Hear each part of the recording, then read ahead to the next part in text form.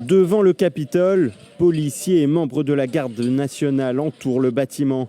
Les forces de l'ordre font appliquer un couvre-feu et ont enfin réussi à reprendre le contrôle après des heures de chaos. Il est environ 14 heures à Washington quand l'impensable se produit. Des milliers de partisans pro-Trump forcent l'entrée du Congrès. Un peu plus tôt, le président sortant les encourageait à se réunir devant le Capitole, alors sur le point de certifier officiellement la victoire de Joe Biden, pour refuser ce résultat. I am convinced that Trump actually won the election. We just want to stop the steal of the election. La session conjointe des deux chambres est alors suspendue.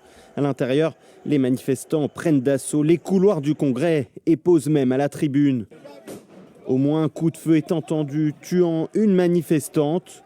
Le président élu Joe Biden prend alors la parole et parle d'insurrection. En ce moment, notre démocratie fait face à une attaque sans précédent. C'est du jamais vu à notre époque. Un assaut contre la citadelle de la liberté, le Capitole lui-même.